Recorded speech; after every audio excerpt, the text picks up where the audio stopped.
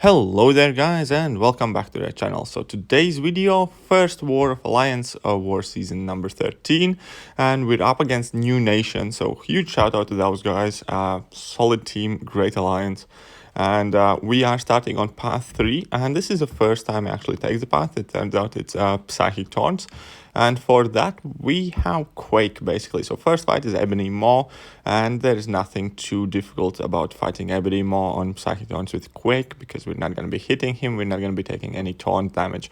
Also, I did have some issues with recording this war, and I basically lost 2 fights in the middle section, and also one of the 2 boss fights. I did mess up, I played poorly on the Thing boss, and I did finish him off with Nick Fury. However, that one didn't record either, but still there were some good fights with Aegon that I wanted to showcase, and we're gonna get to them in a minute. First 2 fights are gonna be Quake, and then most of them are gonna be left for Aegon. So yeah, first fight against Ebony Maw, 50 seconds, full yellow bar, textbook Quake, nothing too tricky over there. And now we have Bishop to go up against. I think this is Psychic Taunts as well, and it's nothing too tricky for Quake. It's the same standard fight, sit in a corner, evade everything, make fun of your opponent till they die, basically, because they will. And yeah, Bishop's actually fairly cheeky placement now that I think about it on Psychic Taunts, but we have Quake, so we have nothing to worry about. So as you can see, I'm not running Suicides. I'm also not boosted for these initial fights, just because there's nothing kind of like too scary or something I should be too worried about. Yes, they will take slightly longer, but I'd say I'm confident enough in my ability to Quake not to kind of be in desperate need of boosts or suicides for these ones. And yeah, so as we can see that 35 seconds in the fight, he's at 40%, so not too bad. We just need a couple more sets of these aftershocks, ideally if he lets us charge quite a few of them. But he did start to get a bit more aggressive, so our damage did go down a bit, but overall we're still on full yellow bar. That's the goal, right? And a bit for the missing fights, I was on path 4 in section 2. Those fights were quite easy. I had Dormammu first fight and Black Widow Clairvoyant. I opted to go in with Aegon against the Dormammu just because I wanted to build up my combo a bit, and that fight actually went pretty much perfect, so I was like quite annoyed I, for whatever reason, was not able to get the footage for that. And the second fight was Black Widow Clairvoyant, where I just chose to use Quake.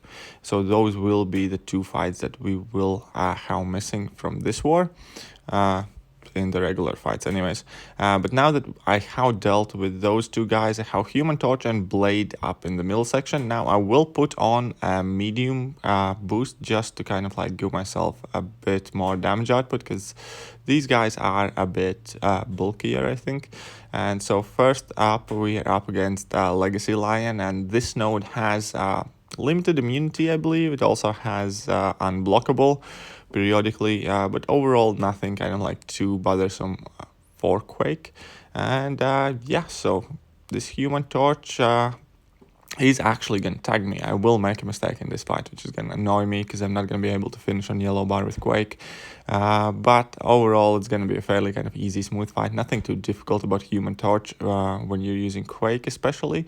His specials are a bit tricky to evade, I guess, if you haven't practiced it, but obviously Quake does not have to evade special attack, so don't have to worry about it.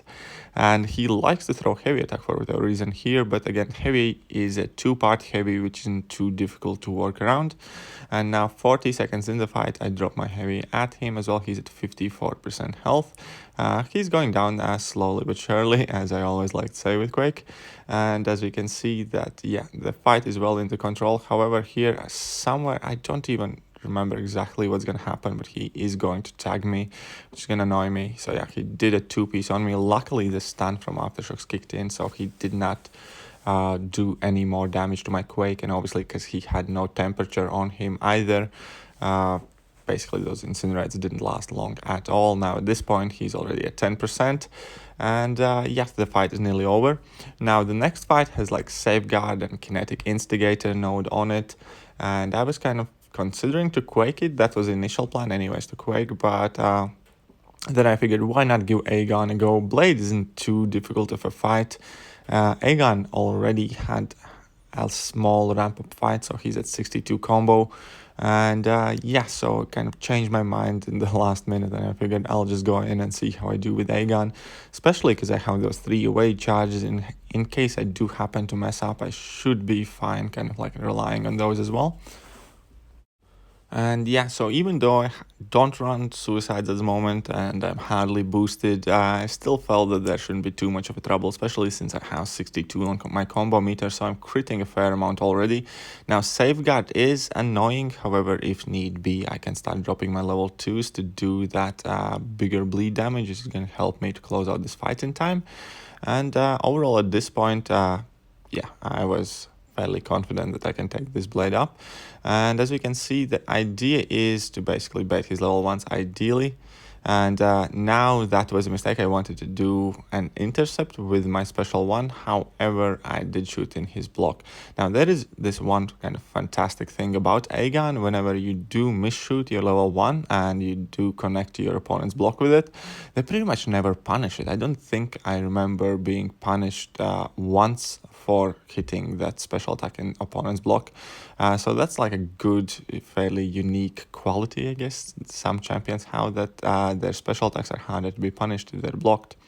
But yeah, so currently 1 minute in the fight, we can see that he's at 67%. So I do need to hurry up, which is at this point I can start looking at the timer a bit more and then decide to go for my level 2s instead, because that bleed damage should be helping me.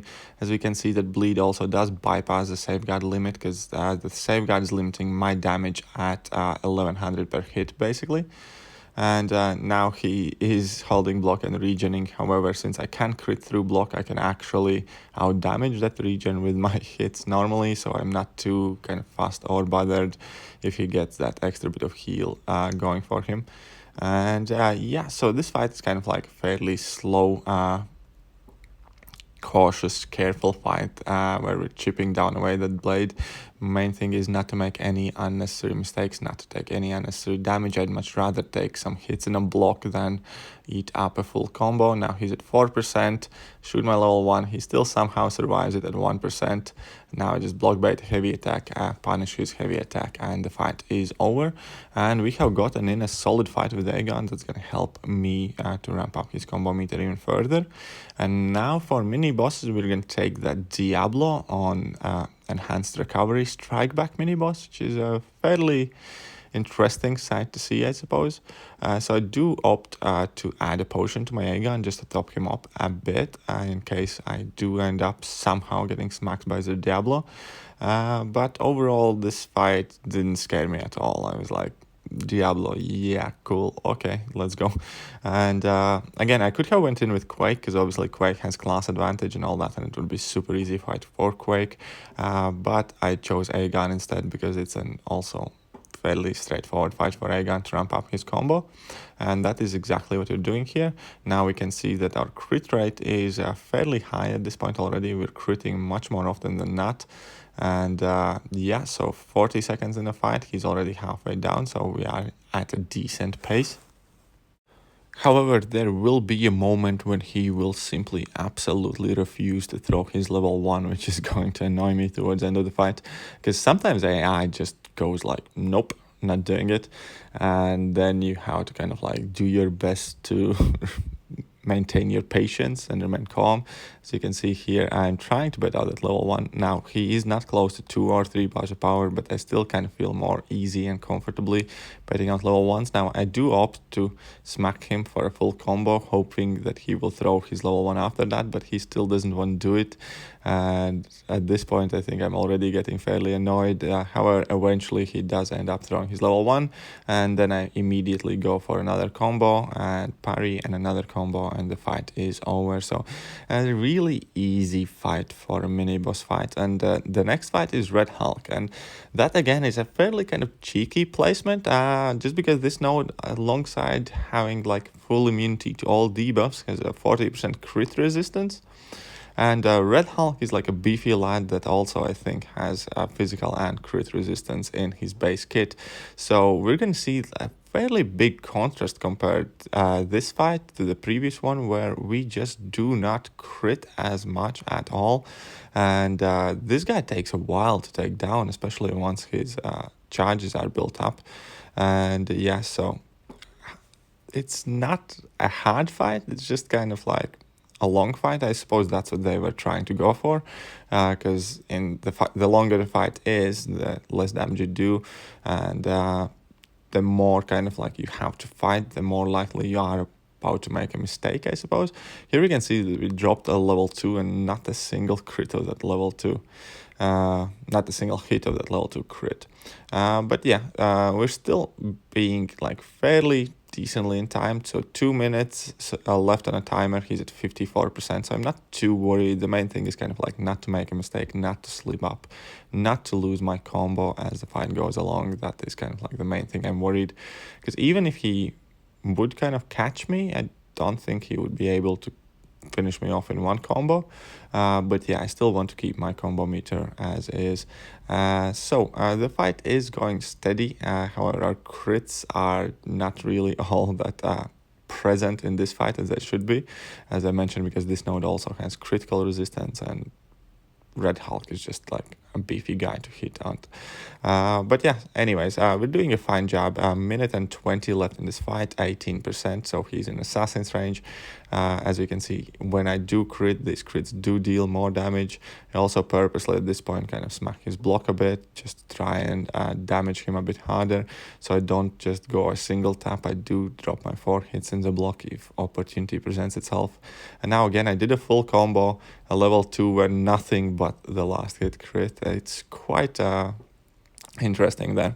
But we did finish off the fight and had no problems there pretty much. Now, next and for last, we're pretty much left with only just the main boss as the thing, and this is going to be an awful fight. I did not have the best day at work. It was fairly stressful, so I kind of rushed into it, and it's going to be clearly evident that I'm going to miscount the rock stack charges and I'm gonna get caught on special attacks and stuff like that. So yeah, I ended up dying in this fight, and then even worse, when I went back in there with Nick Fury to finish it off, that bit did not record either. So that was, yeah, not a good finish for the first war, I suppose. Obviously, dying always sucks, even though at this point there was also no real risk because we had a solid lead over New Nation. Nonetheless, it was a fantastic war, but it still kind of stings a bit, dying in the first war of the season and in the boss fight. But hey, you know, happens. We're gonna try harder next one. So as you can see here, first 20 seconds, we have done 15% of his life as damage, so not bad at all. We're chipping away at him. As you guys saw, I didn't use like the big boost or anything like that. However, here I already now and then start trigger protection, so I kind of need to be aware of that. Here I push him past 15 rock stacks, so he goes unstoppable, and that was like mistake number 1 in the fight. Now I'm also in the corner, so I do have to push him past battle power by hitting his block, which I almost kind of accomplished fine, but then I hit him again, and here I get caught. So I'm at 34%, 30%, so which is not the worst thing. He's at 71%. We're 1 minute in, so we're not too far off the target, but the fight definitely doesn't look too well. At this point, I kind of try to refocus myself, but then again, like the phone rang in an office, and you guys can see it in a second. Still, we got him down to 60% now. We're not down yet, so we have unlocked true accuracy as well, because we have gone past 150 combo. We did that a while ago. It doesn't really serve too much of meaning in this fight, I suppose.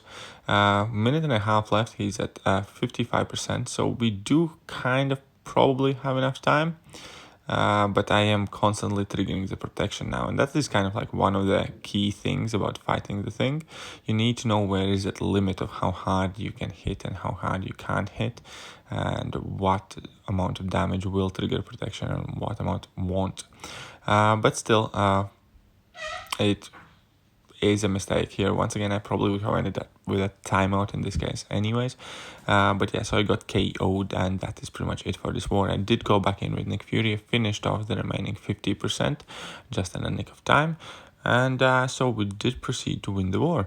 And that will do for today. I hope you guys enjoyed the video. If you did, hit that like button, hit that sub button, hit all the buttons, and I'm gonna catch you guys soon. See ya!